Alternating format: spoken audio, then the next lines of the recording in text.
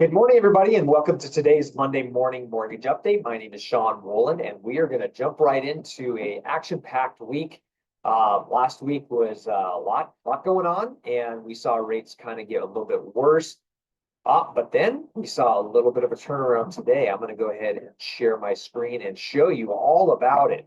So super excited to finally be on the upswing after a couple weeks of mortgage rates really kind of getting into the sour spot.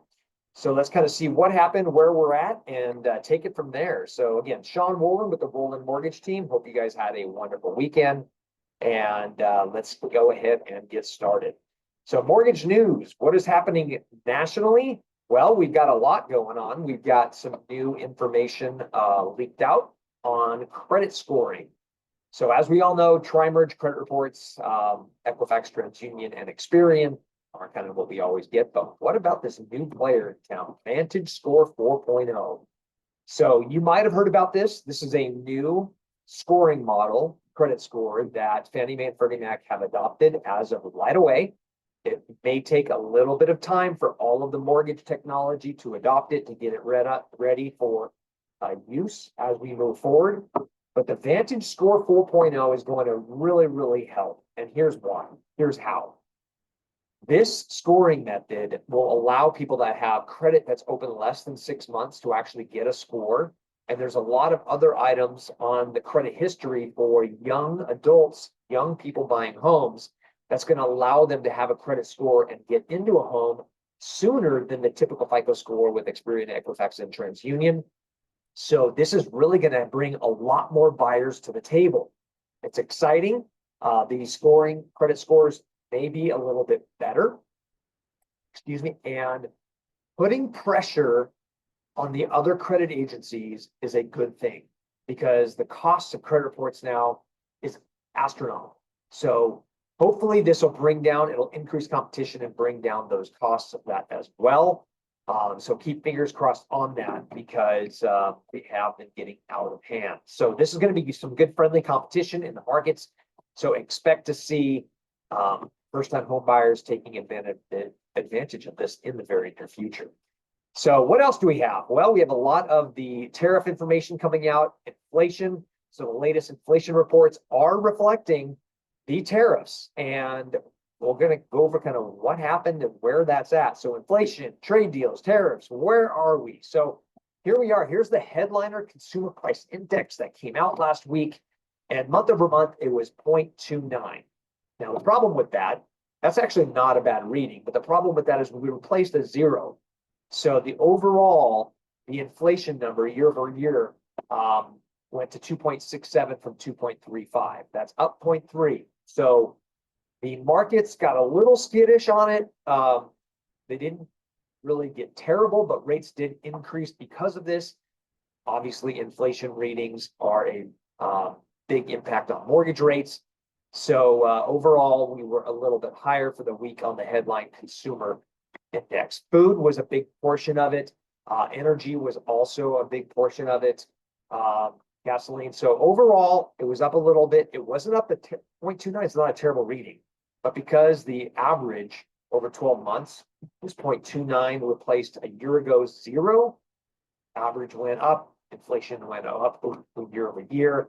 That's where we're at. So the core consumer price index, which is what the feds like to look at, shelter was at 0.18.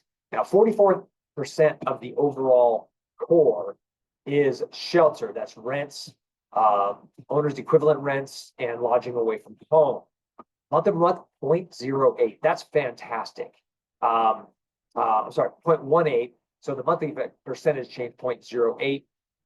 It has gone down quite a bit. So 3.8 to 3.86, because it's such a big component of the actual core CPI, then this is a very exciting number to finally see. Remember, this number lags, so it takes a long time for these to come through. Finally, they're coming through and helping inflation overall. So core is actually month over month 0.23, every year 0.293, because again, we replaced a donut with a 0.23 number. So now the next day, producer price index came out, and 0% month over month to 0.2. So again, producer price index up just a little bit. Overall inflation on the whole was slightly higher. Not terrible, but again, because it replaced zeros, it increased a little bit overall. So overall numbers, you'll see last couple of weeks, the mortgage-backed securities, we had a nice run higher for like 3 weeks. Then we hit on this Fibonacci level, and then we came down. And then last week, we saw a big drop down. And then we kind of ended the end of the week up flat, but still not where we were. So we lost a little bit last week. But today, boom, we bounced all the way up. And we saw a pretty good rally, so to speak, in the bond market. So rates are going to be a little bit better today than they were. They're going to be the same as what they were early July, kind of right in that same range. And hopefully we'll pierce through this, and I'll show you what's happening with the 10-year. If we can get through this Fibonacci level right here and go above this, it's going to be great for us this week. So here we are with the 10-year. We burst through a couple different layers of resistance this morning, and hopefully we'll get all the way through. If we can make it below this Fibonacci level, look at all that range for the 10-year to fall. Now, this is what I'm excited about. These are the stochastics. So this shows the overall, if it's oversold and undersold. And look at this stochastic crossover here. When the 10-year went higher, and then it crossed over, look at all the room it has to move downward. And when this moves downward, look what happens. If you look back here, it moved, it crossed over, went downward. Look at the level that it went down, all the way down here. So crossed over, went down, crossed over. We're hopefully going to see that again. So I'm really excited about this week to see what rates can do towards the end of the week. So right now we're going to be floating our interest rates to see what happens. But where are they right now? Here's a good barometer of where they're at.